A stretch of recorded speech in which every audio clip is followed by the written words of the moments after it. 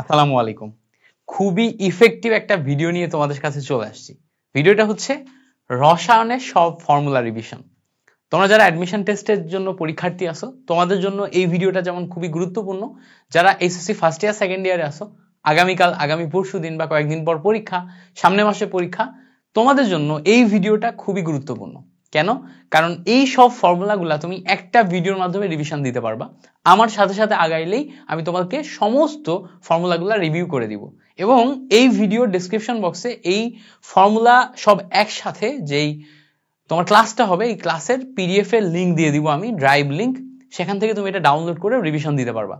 So এই ভিডিওটা জুড়ে তুমি টোটাল কেমিস্ট্রির সব ফর্মুলাগুলো একসাথে পাবা। কেমিস্ট্রিতে মোটামুটি পরিবেশ, পরিমাণগত, তড়িৎ, গুণগত এবং রাসায়নিক পরিবর্তন, এই 5টা চ্যাপ্টারে ফর্মুলা আছে। টোটাল 5টা চ্যাপ্টারে ফর্মুলা আছে এবং কোন ফর্মুলা কিভাবে পড়লে তোমার মনে থাকবে, কি কি লাগবে, কিভাবে লাগবে, কি কি বিষয়ে আমাদের জানা প্রয়োজন, সব বিষয়গুলোকে আমি তোমাকে এই টোটাল ভিডিও জুড়ে গাইড করব। সো কালকে যদি তোমার পরীক্ষা হয় তাহলে এটা 1.5x বা 2x স্পিডে দেখতে পারো। ইনশাল্লাহ তোমার জন্য অনেক কার্যকরী হবে বলে আমি মনে করি। সো চলো দেরি না করে শুরু করা যাক। প্রথমে আসো, আমাদের পরিবেশ রসায়ন থেকে অনেক ফর্মুলা আছে যেগুলো আমাদের প্রয়োজন হয়। প্রথমে দেখো, পরিবেশ রসায়ন থেকে বয়েলের সূত্র আছে, যেখান থেকে আমরা জানি যে পিভি ইকুয়ালস টু কনস্ট্যান্ট, অর্থাৎ পি এবং ভি এর গুণফল করলে আমরা কনস্ট্যান্ট সম্পর্ক পাই। পি এবং ভি কে গুণ করলে আমরা কি পাই? কনস্ট্যান্ট পাই।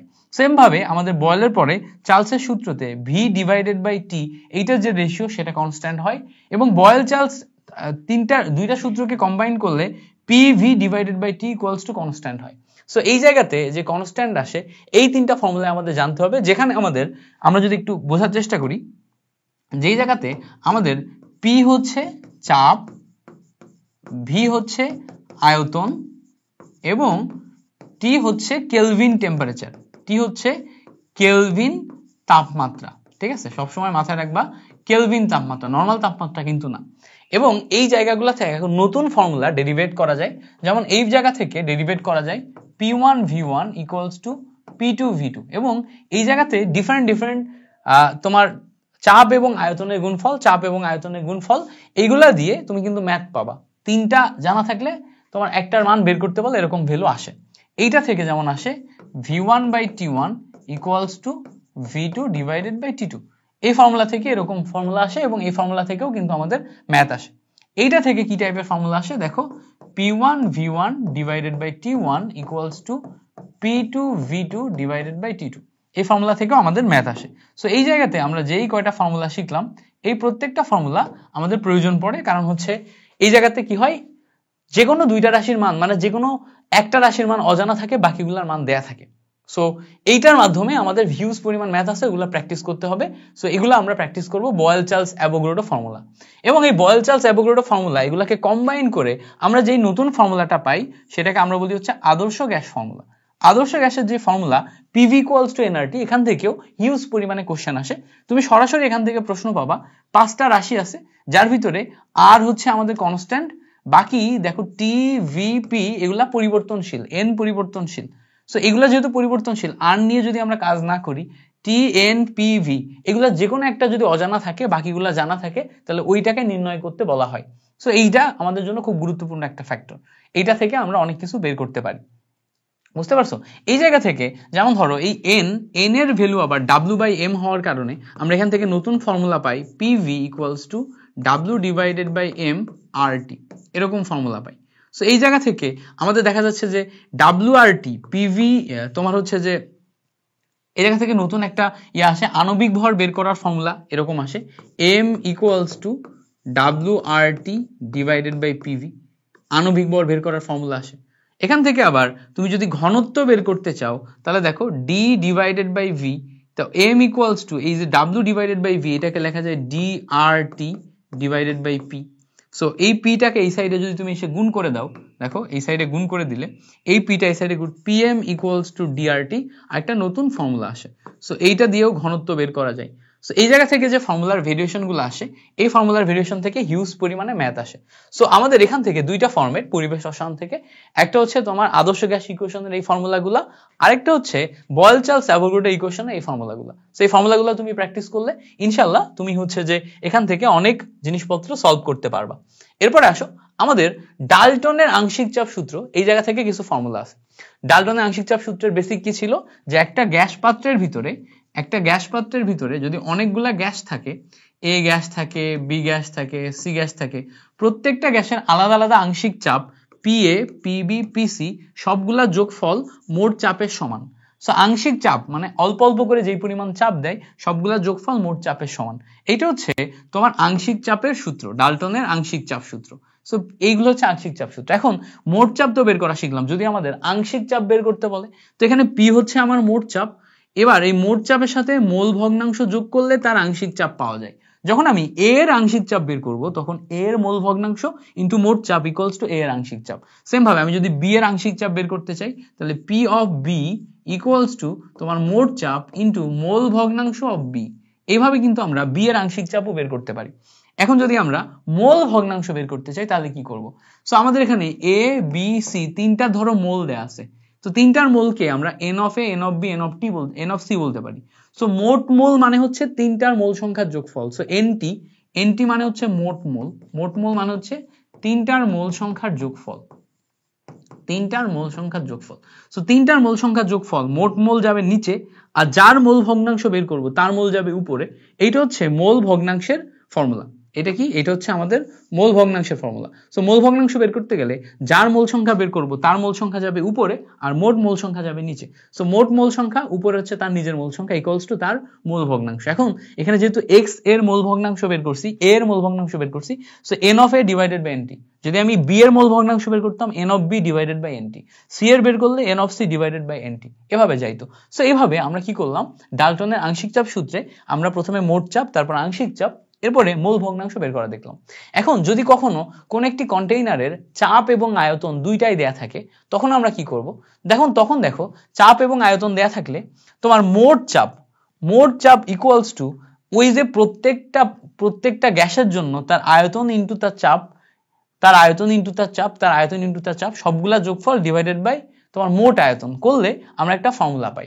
সো বেসিক্যালি হয় যেটা, যে মোট আয়তন যে পার্টটা আছে, মোট আয়তন পার্টটা নিচে আর উপরে যায় তার আয়তন ইনটু চাপের গুণফল, এই রেশিওটা হচ্ছে তার আংশিক চাপ আসে। সো ব্যাপারটা হচ্ছে এরকম, যখন আমরা তোমার ধরো এখানে একটা এক্সট্রা পেজ নিয়ে দেখাই দিই তাহলে তোমরা ভালো বুঝবা। ধরো এরকম একটা পাত্র দেয়া আছে, এই পাত্রের ভিতরে আমাদের আয়তন এ এবং চাপ এ দেয়া আছে, ঠিক আছে, আয়তনে চাপে দেয়া আছে। এরকম আরেকটা পাত্র দেয়া আছে, এই পাত্রের ভিতরে আমাদের আয়তন বি এবং চাপ বি দেয়া আছে। এখন আমাদের বলছে যে এই দুইটা পাত্রকে একত্রিত করলে মানে এ পাত্র এবং বি পাত্র দুইটাকে যদি আমরা একত্রিত করি তখন আমাদের এই দুইটা পাত্রকে একত্রিত করলে আংশিক চাপ বের করো। সো আংশিক চাপ যখন বের করব তখন দেখো আংশিক চাপ বের করতে গেলে প্রথম পাত্রের আংশিক চাপ মানে এই পাত্রের ভিতরে এর আংশিক চাপ, সো এর আংশিক চাপ পি প্রাইম অফ এ, এইটা কিভাবে পাবো? নিচে যাবে আমাদের মোট চাপ মানে ভিএ প্লাস ভিবি, মোট চাপ, উপরে যাবে তার নিজের চাপ, so P A into VA. এটা সেম ভাবে আমি যদি পি প্রাইম অফ বি করতে চাই আংশিক চাপ, নিচে যাবে মোট আয়তন ভিএ প্লাস ভিবি, উপরে যাবে তার নিজের এই যে এই জায়গার পিবি ইন্টু ভিবি, এটা। সো এইভাবে আসে। এখন যদি আমরা মোট চাপ বের করি তাহলে P equals to P A prime plus P B prime, এটা আসে। সেখান থেকে যোগ করলে নিচে দেখা যায় ভি টোটাল আসে, উপরে P A V A plus P B VB, এইভাবে আসে। এইভাবে আসলে আমাদের এখান থেকে এই ফর্মুলাটা আসলো এবং এই ফর্মুলাটা হচ্ছে আমাদের খুবই কার্যকরী একটা ফর্মুলা, ম্যাথ করার জন্য অনেক ক্ষেত্রে লাগে। এরপর আসো আমাদের গ্রাহামের ব্যাপন সূত্র, এটা নিয়ে একটু রিভিউ করি। গ্রাহামের ব্যাপন সূত্র বলে কোন একটি গ্যাসের ব্যাপন হার তার তোমার ঘনত্বের বর্গমূলের ব্যস্তানুপাতিক। So R is inversely proportional to D, অর্থাৎ ঘনত্ব যত বাড়ে ব্যাপন হার তত কমে, ব্যস্তানুপাতিক সম্পর্ক, একটা বাড়লে একটা কমবে। যদি আমাদের ডি বাড়ে তাহলে আর হচ্ছে কমে যাবে, ঠিক আছে। সো একটার সাথে একটা ব্যস্তানুপাতিক সম্পর্ক। এবার বলছে কোন একটি গ্যাসের ব্যাপন হার তার আণবিক ভরের বর্গমূলের ব্যস্তানুপাতিক, অর্থাৎ আণবিক ভর যত বাড়ে ব্যাপন হার তত কমে, আণবিক ভর যত কমে ব্যাপন হার তত বাড়ে। সো এই জায়গা থেকে বিভিন্ন প্রশ্ন আসে, বিভিন্ন ক্যাটাগরির প্রশ্ন আসে। তার ভিতরে এমসিকিউ একটা কমন প্রশ্ন ট্রিক হচ্ছে যে আণবিক ভর তোমার যদি কম হয় তাহলে তার ব্যাপন হার বেশি হবে। সো হাইড্রোজেন গ্যাসের আণবিক ভর অনেক কম, নাইট্রোজেন, কার্বন ডাইঅক্সাইড, মিথেন এগুলোর তুলনায়। সো হাইড্রোজেন গ্যাসের ব্যাপন হার অনেক বেশি হয়। সো এইটার আমাদের এই ফর্মুলা থেকে অনেক কিছু লাগে। এরপরে দেখো এই সবগুলা ফর্মুলাকে যদি আমি কম্বাইন করি তাহলে দেখো r1 divided by r2 equals two, যেহেতু ব্যস্তানুপাতিক সম্পর্ক, √m2 divided by m1 √d2 divided by d1 আসে। এই ফর্মুলাটা আমাদের খুবই প্রয়োজনীয় একটা ফর্মুলা, ম্যাথ করতে অনেক কাজে লাগে। যারা হচ্ছে আমার অ্যাডমিশন লেকচার দেখছো, অ্যাডমিশন লেকচারে এই ফর্মুলা কিভাবে আসে আমি দেখিয়ে দিছিলাম। এবং এই জায়গাতে দেখো আমি এই ফর্মুলার extended version r1 by r2 equals to x1 by x2 লিখছি। এটা কই থেকে আসছে দেখো, কোন একটি গ্যাসের ব্যাপন হার r equals to x divided by t লেখা যায়, মানে দূরত্ব ডিভাইডেড বাই সময়। সো দেখো r এর সাথে x এর সম্পর্ক সমানুপাতিক, r এর সাথে t এর সম্পর্ক ব্যস্তানুপাতিক।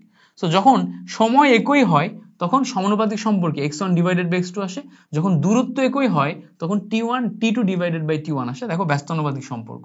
সো এই ফর্মুলা থেকে আমরা আরো দুইটা ডেরিভেট করছি, এই ডেরিভেট থেকে আমাদের অনেক ম্যাথ করতে হেল্প হয়। সো এই টোটাল ফর্মুলা তুমি যদি মনে রাখতে পারো, এখান থেকে হিউজ পরিমাণ ম্যাথ অনায়াসে করতে পারবা। সো এটা ছিল আমাদের গ্রাহামের ব্যাপন সূত্র। এরপর আসো আমরা যদি পরের ফর্মুলা রিভিউ করি, করলে দেখো আমাদের এরপরের ফর্মুলা আসে যে বর্গমূলীয় বর্গবেগ যেগুলো আছে সেগুলা, যেমন দেখো CRMS মানে গড় বর্গমূলীয় বর্গবেগ, এইটার ক্ষেত্রে ফর্মুলা হচ্ছে √3RT divided by m। CAV এটার ক্ষেত্রে ফর্মুলা হচ্ছে √8RT divided by m। CP এটার ক্ষেত্রে ফর্মুলা হচ্ছে √2RT ডিভাইডেড বাই m। এই প্রত্যেকটা ফর্মুলা আমাদের মনে রাখতে হয়। এটা হচ্ছে কি গড় বর্গমূলীয় বর্গবেগ, এটা হচ্ছে গড় বেগ, আর এটা হচ্ছে সম্ভাব্যতম বেগ। সবগুলা ক্ষেত্রে মনে রাখতে হয়। এবং এই মনে রাখার ক্ষেত্রে আমাদের এখানে T মানে টেম্পারেচার, M মানে আণবিক ভর, R মানে মোলার গ্যাস কনস্ট্যান্ট, এগুলো আমাদের জানতে হয়। সো এই R এর ভ্যালু, R এর তো বিভিন্ন টাইপের ভ্যালু আছে তাই না, R এর ভ্যালু তুমি যদি ওই জায়গাতে এখানে লিখে দিই, R এর ভ্যালু তুমি যদি এখানে SI ইউনিটে বসাও, মানে ওই যে 8.314 জুল পার মোল পার কেলভিন, তাহলে এই যে এইগুলা সব মিটার পার সেকেন্ডে আসবে। সো আমাদের ভুল যেটা হয়, যেখানে আমরা SI ইউনিটে বসা এখানে মিটার পার সেকেন্ড বের করি, বাট M এর ভ্যালু আবার বসাই ফেলি গ্রামে। বিভিন্ন গ্যাস যেমন কার্বন ডাইঅক্সাইড, নাইট্রোজেন, হাইড্রোজেন, এসব গ্যাসের কথা যখন বলি তখন এই গ্যাসগুলোর ক্ষেত্রে আমরা দেখা যায় যে ভুল যেটা করি, এগুলোর আণবিক ভর আমরা সব গ্রামে মুখস্থ করি। সো গ্রামে আমরা লিখে ফেলি, তখন ভুল হয়ে যায়। সো এইটা আমাদের সবসময় মাথায় রাখতে হবে, গ্রামে না, এটা হবে হচ্ছে কেজিতে। রেকর্ডটা ঠিকঠাক হচ্ছে কিনা একটু দেখিও। সো এটা হচ্ছে কেজিতে হবে। Okay great. এখন যদি এটা কেজিতে হয় তাহলে সবগুলা কেজিতে বসায় আমরা করতে পারবো। এখন এই জায়গা থেকে আরো এক্সটেন্ডেড ফর্মুলা তৈরি করা যায়, বাট এক্সটেন্ডেড ফর্মুলাগুলো আমাদের লাগে না, ম্যাক্সিমাম ম্যাথ এই ফর্মুলা থেকে আসে। সো যেহেতু এই ফর্মুলা থেকে আসে, এই ফর্মুলা থেকে ম্যাথ করতে হয়। এই ফর্মুলা থেকে আমাদের দেখো টেম্পারেচার ফিক্স যদি করে দেয় বা হচ্ছে আণবিক ভর যদি ফিক্স করে দেয়, তাহলে এই জায়গা থেকে কিন্তু আরো এক্সটেন্ডেড ফর্মুলা তৈরি করা যায়। যেমন দেখো এই জায়গা থেকে ফর্মুলা তৈরি করা যায় C1 ডিভাইডেড বাই C2 রুটের নিচে T1 ডিভাইডেড বাই T2। কেন, কিভাবে করলাম দেখো, এই C এর সাথে T কিন্তু সমানুপাতিক সম্পর্কে যাবে যখন আমি গ্যাস ফিক্স করে দিব। যেমন দেখো ammonia gas, carbon dioxide gas, nitrogen gas, এগুলো ফিক্স করে দিলে C এর সাথে T সমানুপাতিক। So C1 divided by C2 equals to √T1 divided by T2 এরকম আসে। সো এইটাও একটা খুব গুরুত্বপূর্ণ ফ্যাক্টর। এবার আসো যে আমাদের এইটা হচ্ছে আরেকটা গুরুত্বপূর্ণ ফর্মুলাটা হচ্ছে তোমার van der Waals equation. Van der Waals ইকুয়েশনে এই যে P plus n square a by v square, চাপের সাথে চাপকে কারেকশন করছি n square a by v square, v minus nv equals to nRT। এখান থেকে বেসিক্যালি ম্যাথ কোন জায়গা থেকে আসে, পুরো ইকুয়েশন এরকমই থাকে, n এর ভ্যালু বলে দেয়, n এর ভ্যালু বের করতে বলে। সো n এর ভ্যালু বের করতে বলতে বোঝায় যে বলে 7 গ্রাম নাইট্রোজেনের জন্য এই ইকুয়েশনটা লিখো। সো 7 গ্রামের জন্য n এর ভ্যালু বের করবা, করে তারপরে এখানে এটা লিখবা, সিম্পল জিনিস। এবং এখানে আমাদের a হচ্ছে এবং b, এই দুইটা হচ্ছে van der wall factor, a এবং b এর একক নির্ণয় করতে বলে। সো এই ইকুয়েশনটা ভালো করে মুখস্থ করবা, এই ইকুয়েশন থেকে এমসিকিউ আসে, এই ইকুয়েশন থেকে বোর্ডে তোমার হচ্ছে যে ব্যাখ্যামূলক কোশ্চেন দেয়। সো এটা যদি মুখস্থ করতে পারো তাহলে এখান থেকে প্রশ্নগুলো পারবা, কেমন? সো এইটা একটু ভালো করে দেখে রাখবা। গ্রেট। এরপর আসো আমাদের পরিমাণগত রসায়ন আসে। পরিমাণগত রসায়নে প্রথমেই যে ফর্মুলাটা আমাদের সবচেয়ে কমন আসে, যেটা শিখতে হয়, সেটা হচ্ছে মোল সম্পর্কিত ফর্মুলা। n হচ্ছে আমাদের মোল, n কি, n হচ্ছে আমাদের মোল। W/m এটাও আমাদের মোল, বাট এটা ভরের মাধ্যমে মোল। n/na এটাও আমাদের মোল, বাট এটা সংখ্যার মাধ্যমে মোল। VL ডিভাইডেড বাই 22.4 লিটার এটাও আমাদের মোল, কিন্তু এটা আয়তনের মাধ্যমে মোল এবং সেটা STP তে, এটা SATP তে আয়তনের মাধ্যমে মোল। তার মানে এইটা হচ্ছে ভর, এটা হচ্ছে সংখ্যা, এটা হচ্ছে আয়তন, কিন্তু STP তে প্রত্যেকটাই মোল, ঠিক আছে? এইটা আয়তন SATP তে, এটা একটা র্যান্ডম, আর এই অংশটা হচ্ছে ঘনমাত্রার মাধ্যমে মোল, ঠিক আছে, ঘনমাত্রার মাধ্যমে মোল বা মোলারিটির মাধ্যমে মোল। এখানে S হচ্ছে মোলারিটি, সো মোলারিটি বা ঘনমাত্রার মাধ্যমে মোল বের করার উপায় হচ্ছে এটা। সো এই যে ফর্মুলাগুলা, এই ফর্মুলাটা তুমি যদি এক লাইনে লিখতে পারো, এটার মাধ্যমে তুমি সব ম্যাথ সলিউশন করতে পারবা। এই জন্য এই ফর্মুলাটা এক লাইনে লিখতে পারাটা জরুরি, খুবই জরুরি, ভালো করে মাথায় রাখবা এই ফর্মুলাটা তোমার একদম লাইফ সেভ করে দিবে। এরপর আসো, এই পরিমাণগত রসায়নের এর সাথেই তুমি তড়িৎ রসায়নের ফ্যারাডের প্রথম সূত্র অ্যাড করতে পারো, N = IT / EF। এই অংশটা হচ্ছে তড়িৎ রসায়ন, এই অংশটা তড়িৎ রসায়ন, এটা যদি অ্যাড করে নাও তাহলে দেখা যাবে যে তড়িৎ রসায়নের সমস্ত ম্যাথ এখান থেকে করতে পারবা। সো এটা হচ্ছে তড়িৎ রসায়ন, সমস্ত ম্যাথ তুমি কি করতে পারবা, এই একটা ফর্মুলা এর সাথে অ্যাড করে দিয়ে করতে পারবা। সো এই ফর্মুলাগুলো মনে রাখতে হবে। তো তার মানে এখানে দেখো আমরা যে ফর্মুলাগুলো দেখলাম, W হচ্ছে যেই ভর দেয়া থাকবে, M হচ্ছে আণবিক ভর, N হচ্ছে যেই ভর দেয়া থাকবে বা বের করতে হবে, এটা হচ্ছে অ্যাভোগাড্রো সংখ্যা, VL হচ্ছে যে আয়তন বের করতে হবে, এখানে IT/EF তড়িৎ বিশ্লেষণকালে কতটুকু তোমার হচ্ছে তড়িৎ প্রবাহিত হবে, সময় কতটুকু লাগবে, তারপর হচ্ছে ফ্যারাডের ধ্রুবক, E হচ্ছে তুল্য সংখ্যা, এই জিনিসপত্রগুলো আমাদের দেয়া থাকবে, বুঝতে পারছো? সো এইভাবে আমরা এটা ক্যালকুলেশন করব। আচ্ছা, এরপর আসো আমাদের পরবর্তী ফর্মুলা যেটা আমাদের প্রয়োজন, শেখা প্রয়োজন, খুবই প্রয়োজন, সেটা হচ্ছে সহগ অনুপাত সূত্র। তো সহগ অনুপাত সূত্র আমরা একটু বের করা দেখি। সহগ অনুপাত সূত্র সবসময় ইকুয়েশন থেকে বের করতে হয়। যেমন ধরো A mole A B mole B এর সাথে বিক্রিয়া করে C মোল C তৈরি করে, এই ইকুয়েশনের জন্য আমরা সহগ অনুপাত সূত্র লিখতে পারি। তো সহগ অনুপাত সূত্র কিভাবে লিখবো, দেখো সহগ অনুপাত সূত্র মোল দিয়ে লিখতে হয়। সো দেখো mole of A divided by তার সামনের সহগ। সো এই A যেটা, A এর জন্য মোল লিখছি ডিভাইডেড বাই তার সামনের সহগ, B এর জন্য মোল লিখছি ডিভাইডেড বাই তার সামনের সহগ, C এর জন্য মোল লিখছি ডিভাইডেড বাই তার সামনের সহগ, প্রত্যেকের যে রেশিও এটা সমান, এটাই হচ্ছে সহগ অনুপাত সূত্র। পরবর্তীতে এই সহগ অনুপাত সূত্র ব্যবহার করে যখন আমি ম্যাথ করব, তখন এই মোলকে ভেঙে আমার যা খুশি তাই আমি কনভার্ট করে নিতে পারবো, এই n কে। যেমন ধরো যদি উদাহরণ দিই, আমি 1/a রেখে দিলাম, এই n কে ভেঙে যদি আমি এখন W/m লিখতে চাই, লিখতে পারবো, জাস্ট সাইডে নোট দিব এটা a এর জন্য। আমি যদি এই b কে ভেঙে 1/b রাখি এবং n কে ভেঙে তোমার VL ডিভাইডেড বাই 22.4 লিটার লিখতে চাই, আমি লিখতে পারবো, জাস্ট নোট দিলাম b। এভাবে আমার এই n থেকে আমি যে কোনো জায়গাতে কনভার্ট করতে পারবো এবং একটার সাথে আরেকটা সম্পর্ক করে ক্যালকুলেশন করতে পারবো। এই জন্য সহগ অনুপাত সূত্র বিক্রিয়াতে খুবই গুরুত্বপূর্ণ, এটার মাধ্যমে আমাদের সবকিছু সলিউশন করতে হয়। সো এই সহগ অনুপাত সূত্র, এটা আমাদের জানতে হবে। এরপর আসে আমাদের এখানকার সবচেয়ে গুরুত্বপূর্ণ ফ্যাক্টর, সেটা হচ্ছে মোলারিটি। মোলারিটির ফর্মুলা হচ্ছে তোমার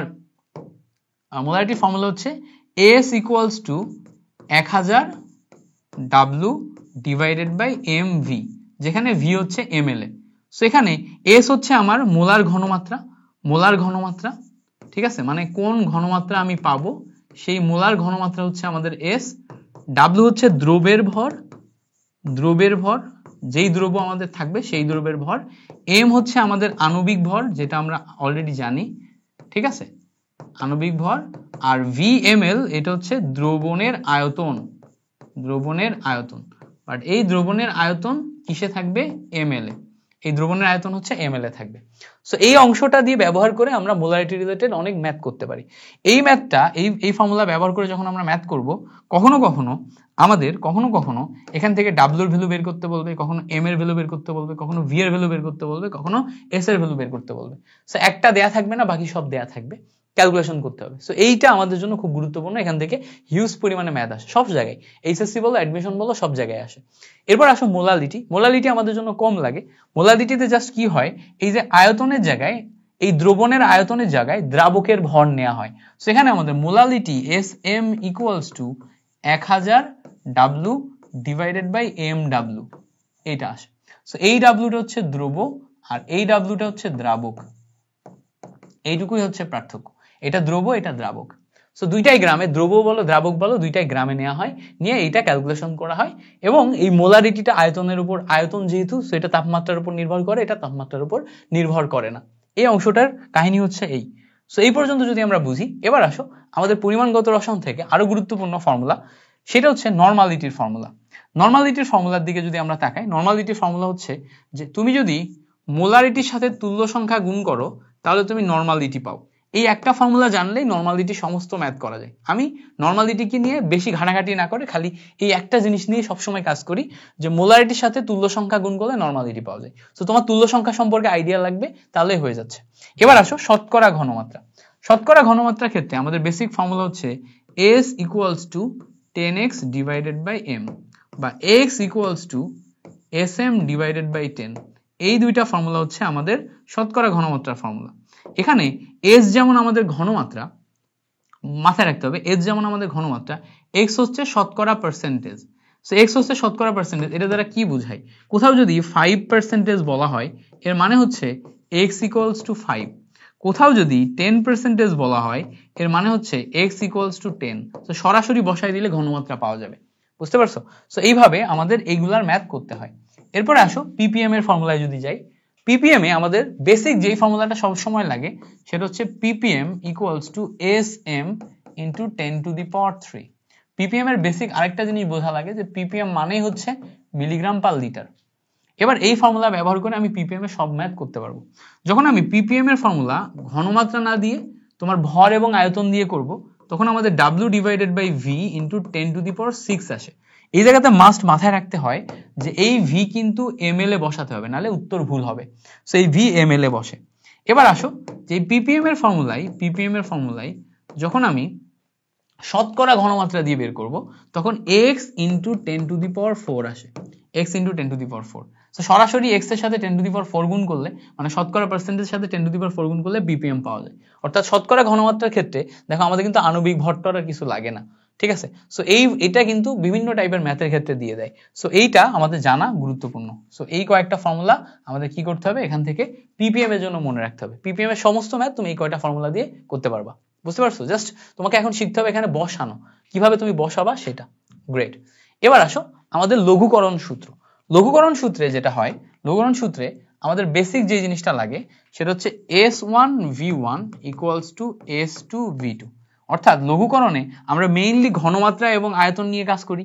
সো প্রথম আয়তন এবং তার ঘনমাত্রা ইকুয়ালস টু দ্বিতীয় আয়তন এবং তার ঘনমাত্রা। সো দ্বিতীয় আয়তন যেটা আমি পাবো সেটা হচ্ছে আমি অবশ্যই v2 পাবো। এই v2 থেকে v1 বাদ দিলে তুমি ডেল v পাবা। এই ডেল ভি দেখে তুমি বলে দিতে পারবা আর কতটুকু যোগ করতে হবে বা কমাইতে হবে, ফর ঘনমাত্রা বা কনসেন্ট্রেশন লঘু করার জন্য। সো এইটা হচ্ছে লঘুকরণ সূত্র, এইটার মাধ্যমে আমরা লঘুকরণ করি। এরপর আসে টাইট্রেশন। টাইট্রেশনের ক্ষেত্রে আমাদের দুই ধরনের টাইট্রেশন আসে। একটা হচ্ছে তোমার অম্লক্ষার টাইট্রেশন, আর একটা হচ্ছে জারণ বিজারণ টাইট্রেশন। সো অম্লক্ষার টাইট্রেশনের ক্ষেত্রে আমাদের ফর্মুলা হচ্ছে summation of En of acid বা অম্ল equals to summation of En of base বা ক্ষার, বা এর সাথে আমাদের এক্সট্রা আসে হচ্ছে মেটাল, ঠিক আছে? সো এইটা হচ্ছে আমাদের জারণ বিজারণ টাইট্রেশন বা অম্লক্ষার টাইট্রেশনের বেসিক জিনিস। সো এখানে আমাদের বেসিক কি হয়, কাহিনী কি হয়, যতগুলো অ্যাসিড আছে সব অ্যাসিডগুলোকে আমরা বাম সাইডে লিখি, যতগুলো ক্ষার বা মেটাল আছে সবগুলোকে আমরা ডান সাইডে লিখি। যেহেতু সামেশন লেখা মানে সবগুলা যোগ হবে। ই মানে হচ্ছে তার তুল্য সংখ্যা, এন মানে হচ্ছে তার মোল সংখ্যা। যদি আমি কোথাও এন পাই, এন কে ভেঙে আমি W by M, N by N A, ঠিক আছে, N by N A, VL divided by 22.4 litre, এই সবে কনভার্ট করতে পারবো।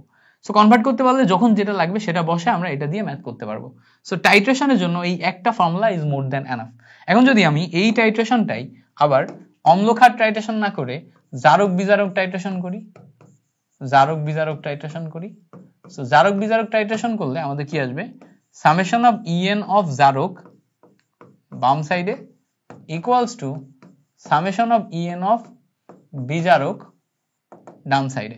সো এই ফর্মুলা ব্যবহার করে আমরা জারক বিজারক টাইট্রেশন করে ফেলতে পারি। দ্যাটস ইট, এইটুকু।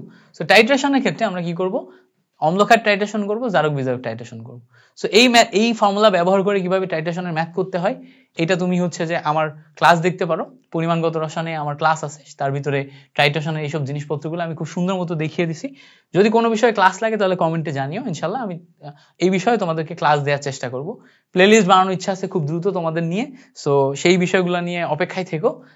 ভাইয়ার কাছে কি কি লাগবে সেটা কমেন্টে জানিও, যেহেতু স্মার্ট বোর্ড কিনে ফেলছি, স্মার্ট বোর্ডের মাধ্যমে এখন থেকে নিয়মিত তোমাদেরকে ক্লাস দেওয়ার চেষ্টা করব। এরপর আসো আমাদের পরবর্তী চ্যাপ্টার হচ্ছে তড়িৎ রসায়ন। তড়িৎ রসায়নের মেইন যে ফর্মুলা আমি আগেই দেখে আসছি, ফ্যারাডের ফার্স্ট ল। ফ্যারাডের ফার্স্ট ল হচ্ছে W ইকুয়ালস টু মেইনলি হচ্ছে MIT ডিভাইডেড বাই EF, এইটাকে ফ্যারাডের ফার্স্ট ল বলা হয়।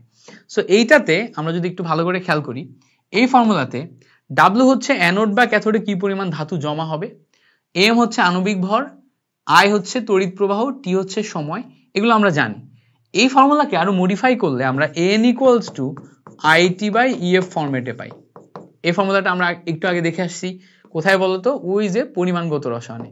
পরিমাণগত রসায়নে N মানে আমরা যাবতীয় সবকিছু দেখছিলাম, N মানে আমরা যাবতীয় সবকিছু দেখছিলাম। সো যা যা দেখছিলাম তাই সবকিছুর সাথে দেখো তড়িৎ রসায়নটা অ্যাড হয়ে যায়। এটাই হচ্ছে আমাদের ফ্যারাডের ফার্স্ট ল, ঠিক আছে। সো এই ফ্যারাডের ফার্স্ট লটা মেইনলি আমাদের তড়িৎ রসায়ন এবং পরিমাণ রসায়নকে কানেক্ট করে। সো এই জায়গাটা ভালো করে তুমি যদি পড়ো, এখান থেকে ম্যাথ অনেক পাবা, ঠিক আছে, ম্যাথ অনেক পাবা। এই জায়গাতে ফ্যারাডের ফার্স্ট লতে আরেকটা নতুন জিনিস জানতে হয়, সেটা হচ্ছে Z equals to M divided by EF। So Z হচ্ছে আমাদের তড়িৎ রাসায়নিক তুল্যাঙ্ক।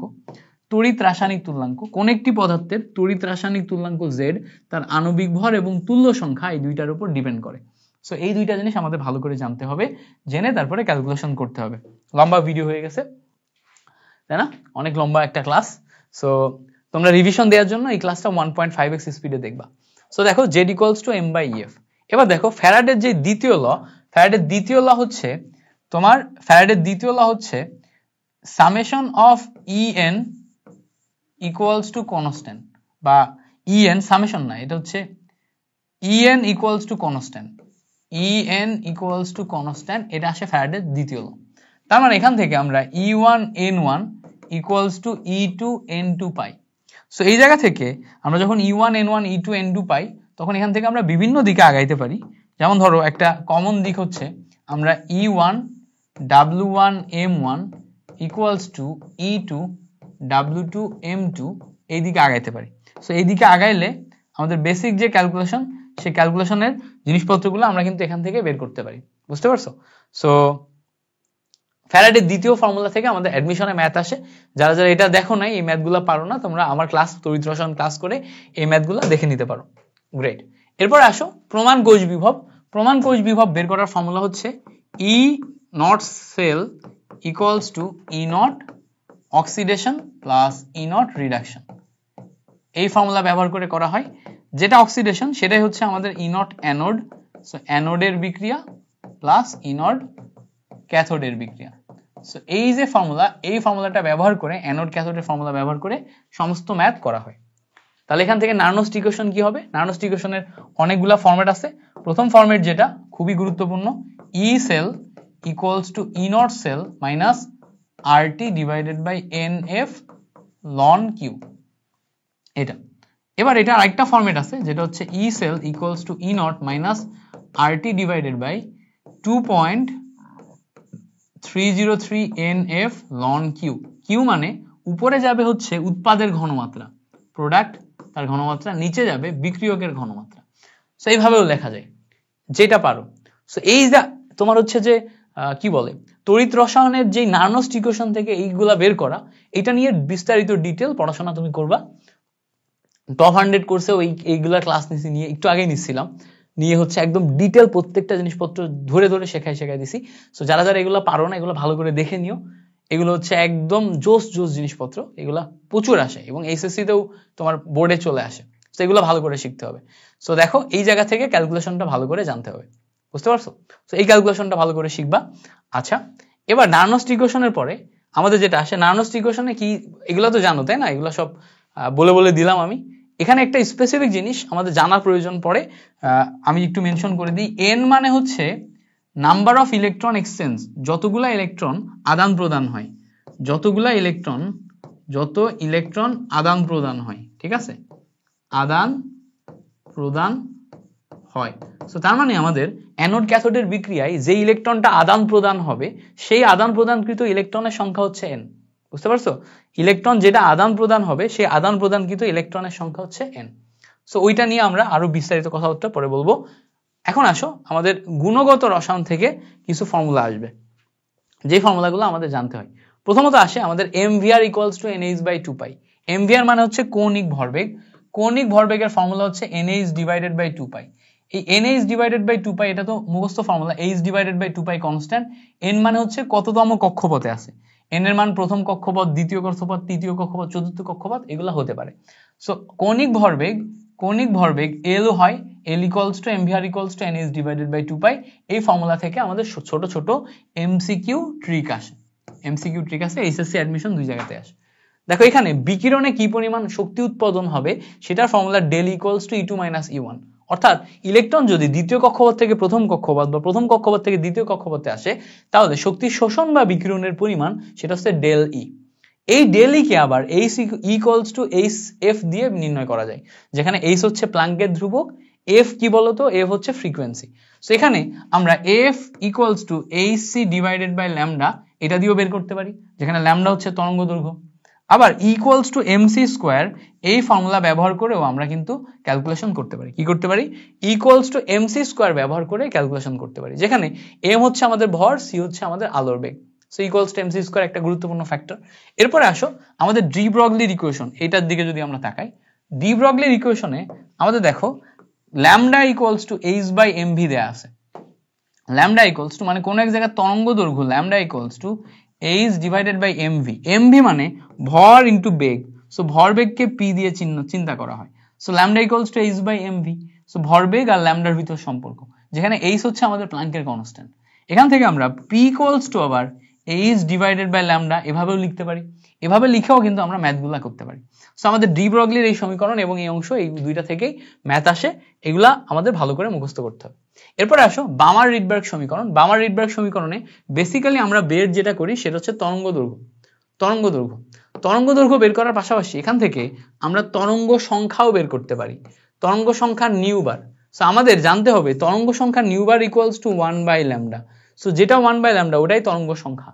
সো এটা ইকুয়ালস টু RH হচ্ছে আমাদের রিডবার্গ ধ্রুবক, যেখানে রিডবার্গ ধ্রুবকের মান RH equals to 109678 per centimetre. So এই যে রিডবার্গ ধ্রুবক সেটা এখানে বসাবো, বসানোর পরে NL মানে লোয়ার অরবিটাল, NL মানে কি, NL মানে হচ্ছে লোয়ার অরবিটাল, NH মানে কি, NH মানে হচ্ছে হায়ার অরবিটাল। সো উচ্চ শক্তি স্তর থেকে নিম্ন শক্তি স্তরে যখন ইলেকট্রন নেমে আসে তখন লোয়ার অরবিটাল এবং হায়ার অরবিটাল বসিয়ে তারপর আমরা এটা ক্যালকুলেশন করি। এখানে Z হচ্ছে আমাদের পারমাণবিক সংখ্যা, ঠিক আছে। সো পারমাণবিক সংখ্যা যেটা আছে সেটা আমরা Z এ বসিয়ে আমরা এটা ক্যালকুলেশন করলে আমাদের এখানে বামার রিডবার্গ ইকুয়েশন থেকে তরঙ্গ দৈর্ঘ্য পাওয়া যায়। এখান থেকে অনেক টাইপের ম্যাথ আসে। তরঙ্গ দৈর্ঘ্য হচ্ছে সর্বোচ্চ বের করতে বলে, সর্বনিম্ন বের করতে বলে, ফ্রিকোয়েন্সি সর্বোচ্চ সর্বনিম্ন বের করতে বলে, বিভিন্ন জিনিস এখান থেকে আমাদের বের করতে বলে। যেগুলো বের করতে বলে সেগুলো এখান থেকে ক্যালকুলেশন করে আমাদের বের করতে হয়, ঠিক আছে। সো এই অংশটা নিয়ে আমরা কাজ করব। এরপরে আসো আমাদের বর্ণালীতে রেখা সংখ্যা নির্ণয়, এটা একটা গুরুত্বপূর্ণ ফ্যাক্ট। সো যখন ইলেকট্রন উচ্চ শক্তি স্তর থেকে নিম্ন শক্তি স্তরে নেমে আসে তখন কতগুলা রেখা তৈরি হবে, সেই রেখা সংখ্যা n ইকুয়ালস টু এই ফর্মুলাটা NH minus NL into NH minus NL plus 1 divided by 2, এটা দিয়ে বের করা যায়। এবার দেখো একটা গুরুত্বপূর্ণ ফর্মুলা হচ্ছে যে প্রথম শক্তি স্তরের ব্যাসার্ধ তুমি যদি জানো তাহলে n-তম শক্তি স্তরের ব্যাসার্ধ বের করার জন্য প্রথম শক্তি স্তরের ব্যাসার্ধ ইন্টু n স্কয়ার করলেই পাওয়া যায়। তুমি যদি প্রথম শক্তি স্তরের শক্তি জানো তাহলে n-তম শক্তি স্তরের শক্তি বের করার জন্য প্রথম শক্তি স্তরের শক্তি ডিভাইডেড বাই n স্কয়ার করলেই পাওয়া যায়। সো এই দুইটা শর্টকাট ফর্মুলাও আমাদের বিভিন্ন জায়গায় কাজে লাগে, এজন্য এটাও আমি তোমাকে এখনই দেখাই দিছি, ঠিক আছে। এটা এমসিকিউতে, বিশেষ করে অ্যাডমিশনে এমসিকিউতে সবচেয়ে বেশি কাজে লাগে। সো এই ফর্মুলাগুলো আমাদের জানতে হবে এবং মনে রাখার চেষ্টা করতে হবে। এরপরে আসো আমাদের রাসায়নিক পরিবর্তন থেকে কি কি ফর্মুলা আসে। রাসায়নিক পরিবর্তন থেকে বেসিক্যালি আমাদের এরকম কোন বিক্রিয়া যদি থাকে, A মোল A এর সাথে B মোল B বিক্রিয়া করে C মোল C তৈরি করছে, এটার জন্য Kp এবং Kc লেখা যায়। যখন তুমি Kp লিখবা, Kp ইকুয়ালস টু তোমার ফর্মুলা কি আসবে, উপরে যাবে উৎপাদের আংশিক চাপ। সো উৎপাদের আংশিক চাপ P অফ C মোল সংখ্যা পাওয়ারে, নিচে যাবে বিক্রিয়কের আংশিক চাপ P অফ A মোল সংখ্যা পাওয়ারে, P অফ B মোল সংখ্যা পাওয়ারে। এই হচ্ছে আমাদের Kp এর ক্ষেত্রে। যখন আমি এটাই Kc এর ক্ষেত্রে লিখবো তখন Kc এর ক্ষেত্রে Kc ইকুয়ালস টু উপরে যাবে উৎপাদের ঘনমাত্রা C এর ঘনমাত্রা মোল সংখ্যা পাওয়ারে, নিচে যাবে তোমার বিক্রিয়কের ঘনমাত্রা মানে A এর ঘনমাত্রা মোল সংখ্যা পাওয়ারে, B এর ঘনমাত্রা মোল সংখ্যা পাওয়ারে। একটা হচ্ছে Kc, একটা হচ্ছে Kp। সো Kc Kp এর ক্ষেত্রে এভাবে কিন্তু আমরা অনায়াসে বের করতে পারি। এবার দেখো ফর্মুলা রিভিশনের ক্ষেত্রে আরেকটা গুরুত্বপূর্ণ ফ্যাক্ট হচ্ছে কেপি কেসির মাঝখানে সম্পর্ক। এই জায়গা থেকে হিউজ পরিমাণে ম্যাথ আসে যেখানে কেপি কেসির মাঝখানে সম্পর্ক নির্ণয় করার ক্ষেত্রে কেপি এর ভ্যালু আমরা জানি, কেসি এর ভ্যালু আমাদের দেয়া থাকবে। ওখানে দেখো ডেল এন মানে উৎপাদের মোল মাইনাস বিক্রিয়কের মোল। উৎপাদ মাইনাস বিক্রিয়কের মোলের যে পার্থক্য, এটা হচ্ছে আমাদের ডেল এন, এটা জানতে হয়। এবং আর এর ভ্যালু আমরা জানি, মোলার গ্যাস ধ্রুবক, টি হচ্ছে কেলভিন টেম্পারেচার।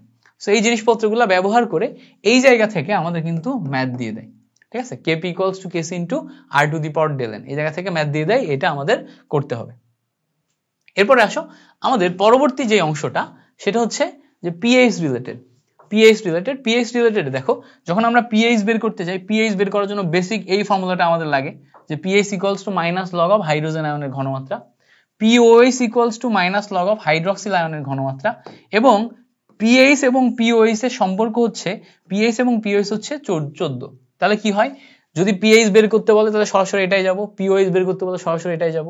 যদি পিএইচ এর ভ্যালু দেয়া থাকে বা পিএইচ এর জন্য ঘনমাত্রা দেয়া থাকে এবং পিওএইচ বলে, তখন এইটার মাধ্যমে একটা আরেকটার সাথে কনভার্ট করে নিব। কখনো কখনো এখান থেকে আমাদের ঘনমাত্রাও বের করে দিতে বলে। যেমন দেখো হাইড্রোজেন প্লাস আয়নের ঘনমাত্রা যদি বের করতে চাও, হাইড্রোজেন প্লাস আয়নের ঘনমাত্রা হচ্ছে 10 to the power minus pH. এই যে ফর্মুলাটা, এই ফর্মুলার মাধ্যমে আমরা কিন্তু ঘনমাত্রা বের করতে পারি। সো এই ফর্মুলাগুলো আমাদের মুখস্থ করতে হবে। এছাড়া আসে হচ্ছে আমাদের এই চ্যাপ্টারে অসওয়াল্ডের লঘুকরণ সূত্রে K equals to alpha square C, KB equals to alpha square C, এই দুইটা ফর্মুলা আসে। সো এই দুইটা ফর্মুলা আমাদের ইনিশিয়ালি মুখস্থ করতে হয়। এই দুইটা মুখস্থ করার পর যে কোনো একটি হাইড্রোজেন প্লাস আয়নের ঘনমাত্রা যখন আমরা বের করতে যাব, তখন সেটা হচ্ছে তার বেসিক ঘনমাত্রা ইনটু কতটুকু পরিমাণ সে বিয়োজিত হয়েছে, সেই বিয়োজন মাত্রা। পরবর্তীতে এই বিয়োজন মাত্রার যেই ফর্মুলা, সেটাকে আমরা যখন কনভার্ট করি তোমার বিয়োজন ধ্রুবক দিয়ে, তখন আমাদের এখানে রুটের নিচে কে ইন্টু সি, রুটের নিচে কেবি ইন্টু সি আসে। সো এই হচ্ছে আমাদের বেসিক লাইন। এই লাইনটা ব্যবহার করে আমরা ক্যালকুলেশন করি। গ্রেট। সো এই লাইনটা ব্যবহার করে ক্যালকুলেশন করে এই ফর্মুলাগুলো আমরা বুঝতে পারলাম। লাস্টে এসে দেখো আমাদের হ্যান্ডারসন-হ্যাসেলবার্গ সমীকরণ আসে। হ্যান্ডারসন-হ্যাসেলবার্গ সমীকরণ হচ্ছে বাফার থেকে, বাফারের পিএইচ নির্ণয় করার জন্য আমরা এই সমীকরণটা ব্যবহার করি। সো এখানে হচ্ছে আমাদের pH equals to pK plus log of N of salt divided by N of acid.